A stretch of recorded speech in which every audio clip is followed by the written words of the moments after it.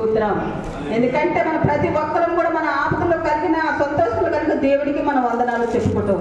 మన తల్లిదండ్రుల కంటే, మన బంధుమిత్రుల కంటే మనం దేవుడు నాకు గొప్ప మేలు చేశారని దేవుడికి కృతజ్ఞతాస్తుతులు చెల్లించుతాం. క్రైస్తవులైన మనం అందరం, చిన్నవారైనా పెద్దవారైనా, ఒకరి దేవుని నమ్మిన నమ్మకపోయిన దేవుడు సహాయం చేసిన వారందరూ, యేసు ప్రభు నిజమైన దేవుడని వారి నోటితో ఒప్పుకున్న ప్రతి ఒక్కరు కూడా ఆయనకే కృతజ్ఞతాస్తుతులు చెల్లించే వారంగా ఉన్నాం. హన్నా గారు కూడా ప్రార్థన చేసి ఆ ప్రార్థనను దేవుడి సన్నిధానంలో విడిచిపెట్టి ఆమె వెళ్ళింది.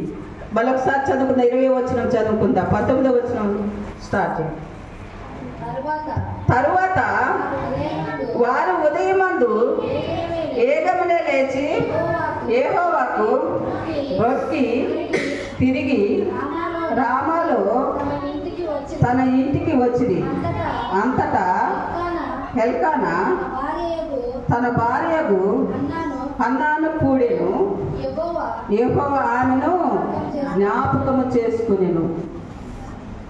మన పిల్లలు దేవుని యొద్ద నుండే రావాలండి, భర్తల వలన కలయిక వలన కాదు.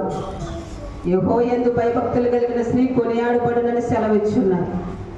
యెహోవా యందు భయభక్తులు కలిగినప్పుడు మనల్ని దేవుడు జ్ఞాపకం చేసుకుంటాడు. భార్య భర్తలుగా మనం పుట్టించాడు కనుక మనని దేవుడు జ్ఞాపకం చేసుకున్నప్పుడు మనకు ఒక గర్భఫలము వస్తుంది. ఆ గర్భఫలాన్ని మనం ఎలా పెంచాలి, ఏ రీతికి పెంచాలి